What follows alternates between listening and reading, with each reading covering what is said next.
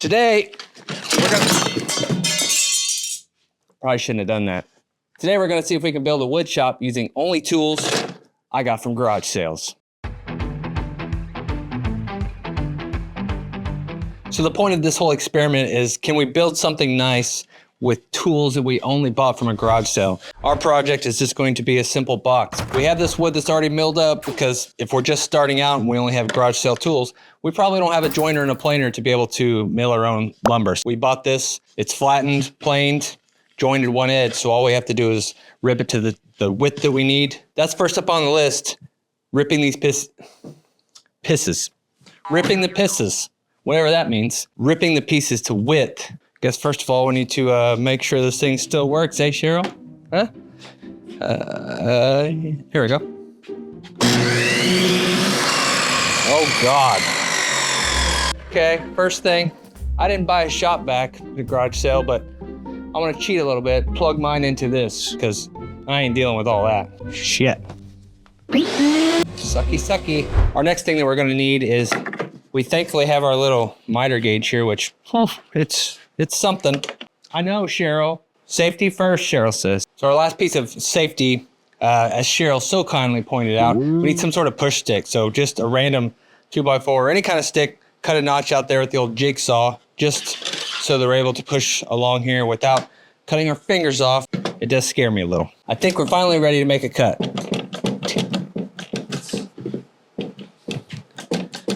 That'll be all right. So first up on our garage sale saw, we have to cut our pieces to width. I know that, Cheryl, this fence is anything but square when we go to tighten it down. So what we have to do is, one, raise the blade. If you're into woodworking, you should probably have a tape measure. Probably more than one. Set our measurement at 5 inches, the front of the blade. So at the back, we also want it to be 5 inches. And right now, hot diggity, it's pretty close. Look at that, first time, huh? We're ready to cut after we lower that back down. Oh my.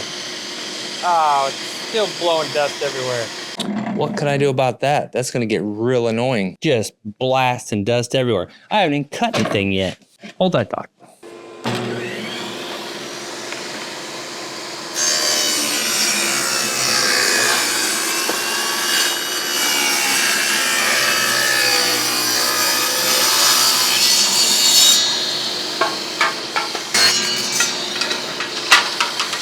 All right, we gotta make our cross cuts. We gotta make our cross cuts.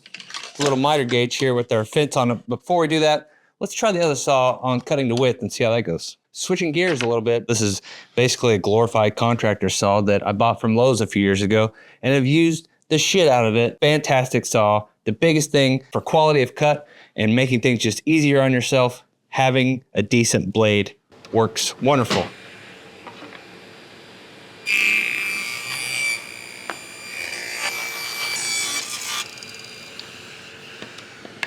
Now we do have us a bit of a problem on our little crosscut miter thing here that I don't think we're gonna be able to do much about.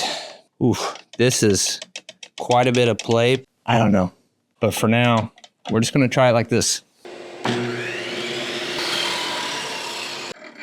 Cheryl, where are we at on that one? We didn't even make sure that this was square to the blade. Oh my, yeah, that's not good at all. Well, we already got issues. This is turning out swimmingly. Holy shnikes. Even with this cheap ass square, we're a good 16th out of square. That's just not gonna work. And we're gonna have to make ourselves a crosscut sled that utilizes both of these slots so it doesn't have so much slop in it. We're gonna try to make us a sled before we can even start making anything. Where are you at on that, Cheryl? Shit. This is not in the original script of this video. Not even close. Welcome to Things You Shouldn't Try for 200, Alex. We just found the ultimate use for this absolutely sketchy table saw that I got at a garage sale. Ladies and gentlemen, it's table saw darts. I present to you our target. We're going to very carefully drop our arrows onto said launcher Let's see if we can hit the bullseye. This is gonna be great. Cheryl, don't move.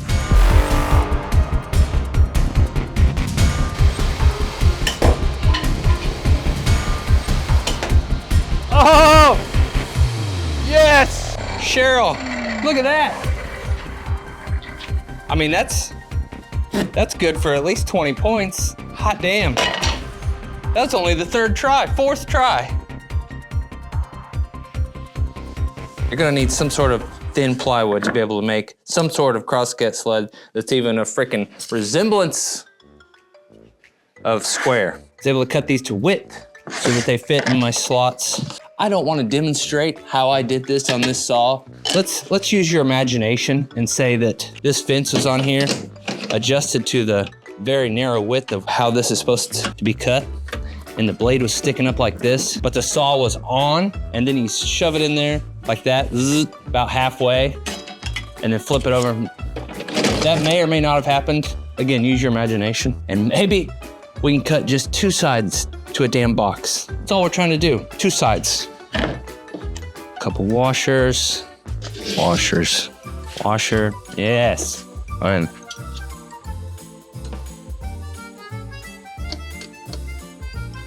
Another thing you're probably not gonna find at a garage sale, you might, but some super glue.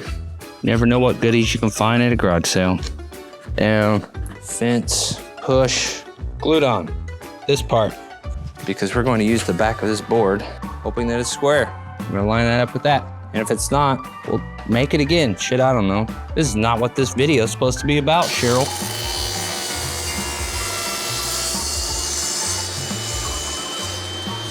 Come on, baby. It's leaps and bounds better than it was, which is all we can ask for.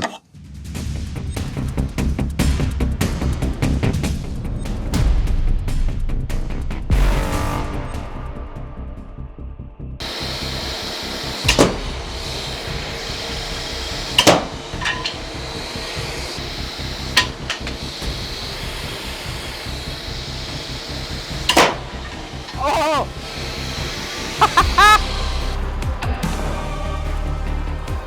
Wow. If you ever need proof that kickback was dangerous, look at this. It cut all the way through the board, and it threw this, granted it's just cardboard, but it threw it long ways through the cardboard. Like, this is just a tiny little shitty contractor saw. Like, what does it have? 3/4 horsepower maybe? Man, gnarly. Both of these boxes we're gonna be mitering the corners.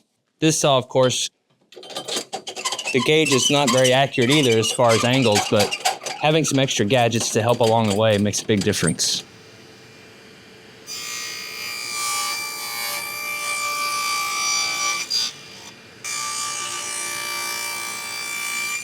Now this is a little interesting because we got our little vice grips down here to loosen the blade. Get this to 45 degrees. The only thing we have to measure it is this, which it's all right. It's 45 degrees. This, oh my. Let's push that over as much as we can. Pretty darn close. Tighten that down.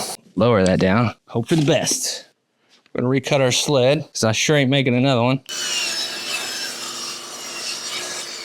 Very nice.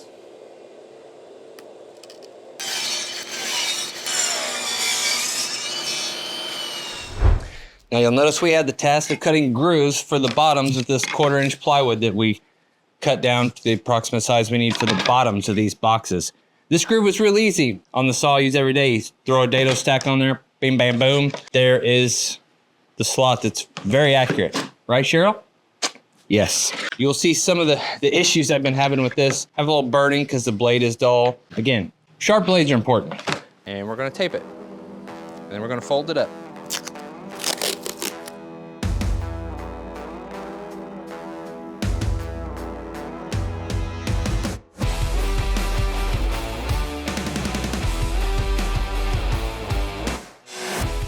All right, the glue is dry. The next step, we're not gonna just leave these plain boxes because that would be pretty boring. Here's our boxes. Here's our biscuit joiner. We're gonna get to cutting some crossways miter action.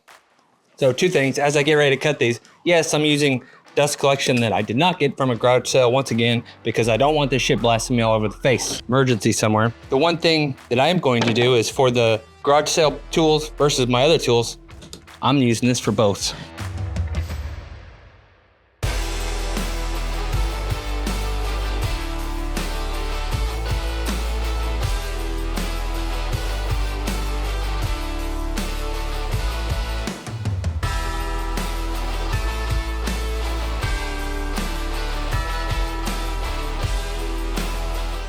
After I cut the slots, then we need the strips. You don't want to run your fence of your saw all the way up next to the blade to cut an 1/8 inch wide strip, right? So you get a pre-milled big piece, plenty long enough to get all of your pieces out of one strip, and then you make a bunch of pieces by cross-cutting them. And then we glue them in. Get out of my way.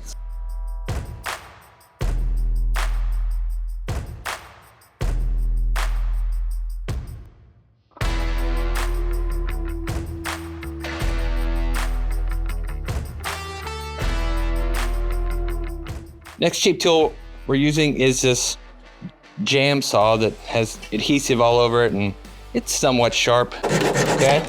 I take that back, it is not sharp at all. This might take a minute.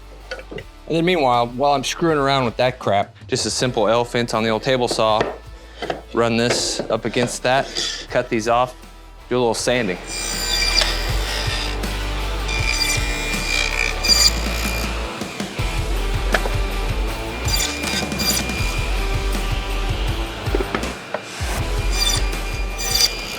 Next up, everybody's favorite, sanding. I need to sand all of this starting at fairly low grits to, take out our imperfections that we may or may not have. We got two wonderful options here, and I mean wonderful. First is a quarter sheet sander that, again, came from Harbor Freight.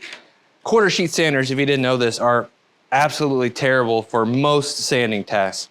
They're really designed for higher grits and finish sanding, so they leave less swirl marks and whatnot. But for general sanding, this is not the one to have. And especially this one, I've tried to use this. It's an absolute piece of shit. Takes quarter sheets of sandpaper, hence the name. And then we do have one that actually takes standard 5-inch orbital disc, the old Black & Decker Cyclone. They have this filter inside of here that we've lost the cap, so it's actually doing nothing. Has cyclonic action, which is nice. Now, how much does it random and how much does it orbit? Not a whole lot. It doesn't have a whole lot of power. We're talking $5 and $10 at a garage sale, so these are great buys. First up, we're gonna go ahead and try this quarter sheet sander. I'm gonna make some pencil marks on here. See what this thing does. Okay, the verdict is this thing's an absolute piece of shit. I think this would be better off being found in your mom's dresser drawer than being used as a sander. It's not real great. Man, this thing vibrates so much, your hand will go numb in literally 5 minutes.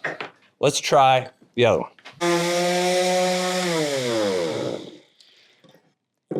In comparison, this one is much more of a joy to use because it doesn't vibrate quite as violently, but it has almost no power. And I could absolutely get this entire box sanded. This, I think I have a better idea what to do with this one.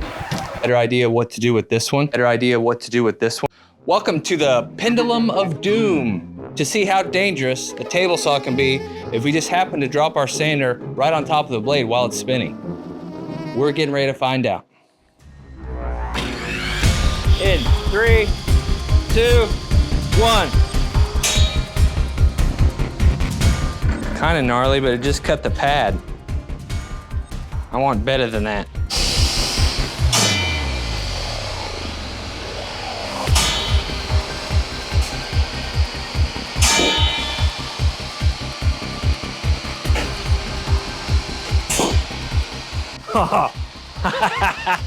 Wow, now that was what I was looking for. That was eventful. Check this out. Oh my, that was amazing. Check this out.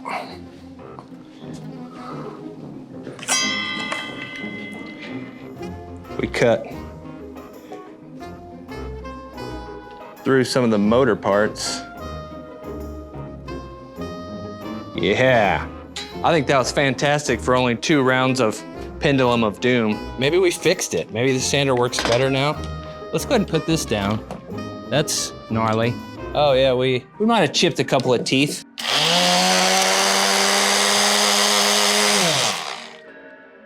Now it's just louder. Yeah, she done. So the 2 last pieces of our puzzle. Every box needs a lid, and we added a special hinge to our boxes. Look at this. Watch this. Oh yeah. I mean, that's top notch, right? I saved the best for last. There's nothing better for hardwood boxes than a nice oil finish. So let's see what these look like after we get our finish put on there. Cheryl, you ready for the final step? I know I am.